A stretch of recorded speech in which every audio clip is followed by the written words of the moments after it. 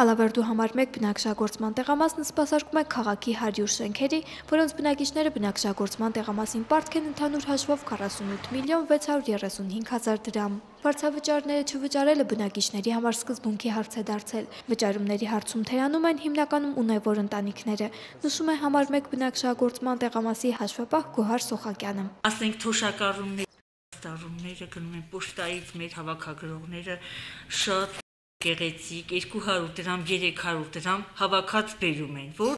մենք հաճույք ենք ստանում, բայց այնց մեծ գումարներ ունեցողներ կան, որ գալիս են այստեղ տեղեկանքի մի փաստաթղթի,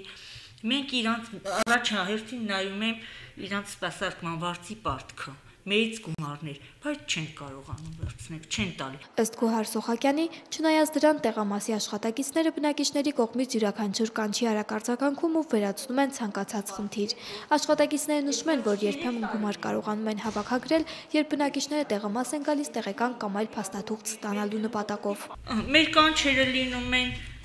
կոյուղագծերում, որ փակվում է, գնում են մեր բանվորները բացում են, տանիքները մեծամասնապես անձրևների ժամանակ, որ տանիքները ահավոր վիճակում են, գնում են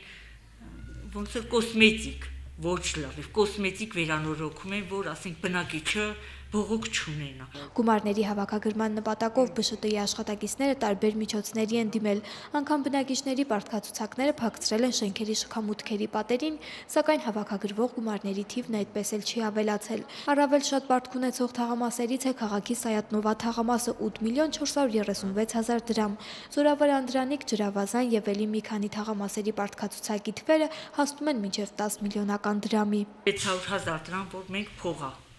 հավաքում ենք, 450-ը աշխատավարձ է, եկամտային հարկա, շրջանառության հարկա, անենց ենք անում, որտեղ աշխատավարձը չմուծած, մենք պետականի հարկային մուծումները կատարենք, որ տուգանք չկա։ Այդ ձևով ենք մենք գոյատևում մեր հիմնարկը, հիմել ձմեռա, էներգիա,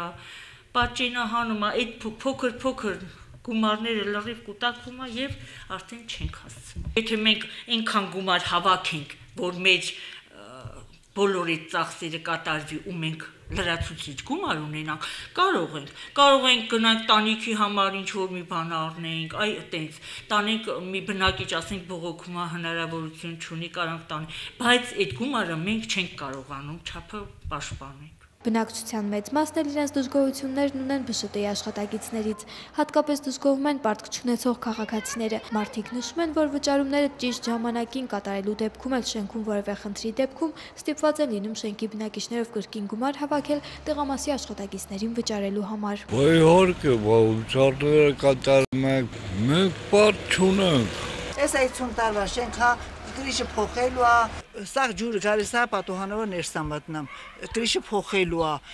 ասма պետք է տան տերերը բերեն բանը փոխ տան, որ գան կրիշը փոխեն։ Այս դեպքում արդեն բարեխիղճ ու անբարեխիղճ վճարողները նույն հարթակին են հայտնվում։ ԲՇՏ-ի աշխատակիցներն իրենց հերթին հաճախակի են զիջումների գնում, աշխատելով անգամ այնպիսի շենքերում, որի բնակիչները տասնյակ հազարների հասնող պարտքեր ունեն։ Կանչում են գալիս են էլի։ Դե հիմա ոնց որ էլ ճանաչում են մարդավարի, ճիշտ է մենք անմարդկային բան ենք անում, որ չենք մուծում, բայց իրանք էլ մարդկային բան են անում, գոյուղին այդ ձևի չեն թողա։ Եթե մուծվի, ինձ թվում է, որ մուծեն արդեն գործ կանեն, բայց որ մուծվում չի, ու կառավարիչն գրպանի չի խանելու դնի ասի։